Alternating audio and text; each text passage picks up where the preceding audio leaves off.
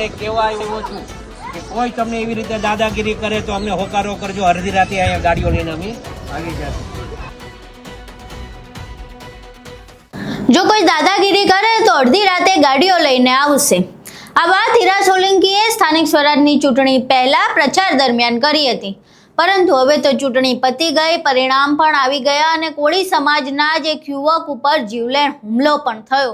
પરંતુ શું હવે હીરા સોલંકી ગાડીઓ લઈને આવશે? શું હવે કોળી સમાજના જે યુવક પર દાદાગીરી કરવામાં આવી છે તેના ન્યાય માટે હીરા સોલંકી મેદાને આવશે? આ પ્રશ્ન કેમ ઊભો થઈ રહ્યો છે અને શા માટે અમે આ જૂની વાત યાદ કરી રહ્યા છીએ તેના વિશે વિગતે ચર્ચા કરવી છે. નમસ્કાર, તમે જોઈ રહ્યા છો ચક્રવાત ન્યૂઝ. હું આપની સાથે હેમલ.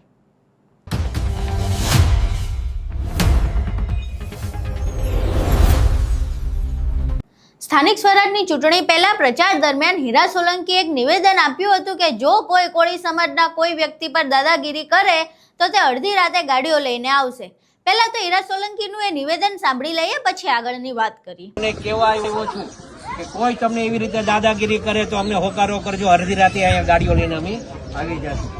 આપ સૌને વિનંતી કરું છું, 26મી તારીખે ભારતીય જનતા પાર્ટીના કમળના નિશાન ઉપર મત આપી આ બંનેને જંગી બહુમતીથી વિજય બનાવો એ અપેક્ષા સાથે વિનમું છું. ભારત માતા કી જય. અહીં તમે સાંભળ્યું કે હીરા સોલંકીએ શું કહ્યું. હવે હીરા સોલંકીની વાત સીધી છે કે કોળી સમાજના કોઈ પણ વ્યક્તિ ઉપર કોઈ દાદાગીરી કે હુમલો કરી શકે નહીં. નવનીત બાલદિયા વખતે પણ આપણે આ જ વસ્તુ જોઈ હતી. પરંતુ હવે સ્થાનિક સ્વરાજની ચૂંટણી પતી ગઈ, પરિણામ સામે આવી ગયા અને બોટાદથી આમ આદમી પાર્ટીના એક ઉમેદવાર હતા પ્રવીણ મકવાણા, તેમના ઉપર જીવલેણ હુમલો થયો. હવે આ પ્રવીણ મકવાણા કોળી સમાજના જ છે, કોળી સમાજના યુવક છે. પરંતુ શું હવે હીરા સોલંકી ગાડી લઈને આવશે? કારણ કે આ તો અન્ય પાર્ટીના છે. તો પછી શું હવે પક્ષ પહેલા આવશે કે પછી કોળી સમાજનો યુવક છે એ વિચારીને હીરા સોલંકી આવશે? હાલ સોશિયલ મીડિયા પર એવું વાતાવરણ છે કે લોકો આને આમ આદમી પાર્ટીના ઉમેદવાર પર હુમલો નહીં પરંતુ કોળી સમાજના યુવક પર અને કોળી સમાજ પર થયેલો જ હુમલો બતાવે છે. અહીં સોશિયલ મીડિયા પરની પોસ્ટ પણ આપણે જોઈએ.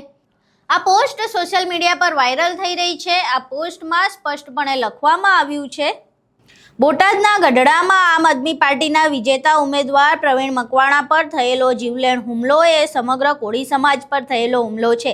પક્ષ ગમે તે હોય પણ અમારો સમાજ પોતાના માણસ પર થયેલો અન્યાય ક્યારેય સહન નહીં કરે. દોષિતોને તાત્કાલિક જેલ ભેગા કરો. આ પોસ્ટમાં સ્પષ્ટપણે કોળી સમાજ પર થયેલો હુમલો કહેવામાં આવી રહ્યો છે અને માંગ કરવામાં આવી છે કે પક્ષ કોઈ પણ હોય પરંતુ દોષિતોને તાત્કાલિક સજા થવી જોઈએ અને તેમને ન્યાય મળવો જોઈએ.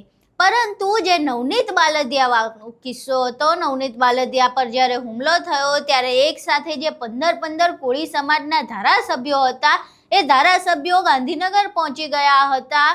જે મહુવા છે ત્યાં પણ સભાઓ ગજવી રહ્યા હતા. ભાવનગરમાં પણ ન્યાય સભા થઈ હતી. આ તમામ જે નેતાઓ હતા તેમાંથી એકેય હવે નથી દેખાતા.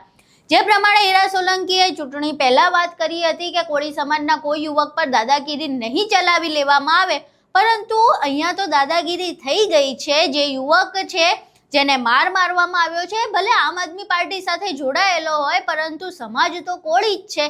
તો શું કોળી સમાજના આ યુવક માટે આ 15માંથી એકેય ધારાસભ્ય મેદાને આવશે? અને એ 15 ધારાસભ્ય ચલો બાજુએ મૂક્યા, પરંતુ જે પ્રમાણે હીરા સોલંકીએ નિવેદન આપ્યું હતું કે એકેય કોળી સમાજ ઉપર દાદાગીરી કરનારને છોડવામાં નહીં આવે, ગાડીઓ લઈને આવવાની વાત થઈ હતી, દિવસ રાત ન જોવાની વાત થઈ હતી. તો શું હવે હીરા સોલંકી આવશે કે પછી હવે એમના માટે પક્ષ મોટો છે અને સમાજ પાછળ છે? જ્યારે ઠાકોર સમાજનું બંધારણ બન્યું ત્યારે આ જ હીરા સોલંકી એવું કહ્યું હતું કે આપણે ઠાકોર સમાજ પાસેથી કંઈક શીખવું જોઈએ. એ લોકો સમાજ પહેલાં રાખે છે અને તમામ પક્ષ ભૂલીને એક મંચ ઉપર જોવા મળે છે. ત્યારે કોળી સમાજમાં પણ એક બંધારણ બનવું જોઈએ અને કોળી સમાજમાં પણ આવી એકતા હોવી જોઈએ. કોળી સમાજની એકતા નવનીત બાલદિયાના કિસ્સામાં જોવા પણ મળી હતી. પરંતુ હવે જે અહીંયા રાજકીય પાર્ટી વચમાં આવી ગઈ છે તો શું સમાજની એકતા ફરી જોવા મળશે? શું ફરી એકવાર આ તમામ 15 ધારાસભ્યો ગાંધીનગર જશે?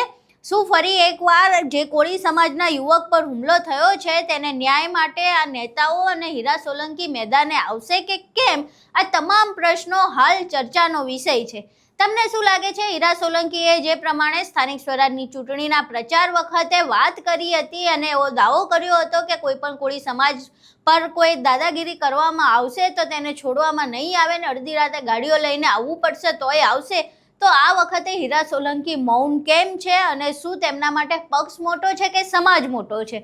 તમામ જે ઘટના છે, જે બાબત અમે તમને જણાવી, આ વિડીયો આખો જોયા બાદ તમને શું લાગે છે? શું હીરા સોલંકી આ વખતે પક્ષને પહેલા રાખશે કે સમાજને પહેલા રાખશે? શું તે આમ આદમી પાર્ટીમાંથી છે એ વાત ભૂલીને જે પીડિત છે તેને ન્યાય અપાવવા માટે કોળી સમાજના જે નેતાઓ છે, જે આગેવાનો છે, એ મેદાને આવશે કે કેમ?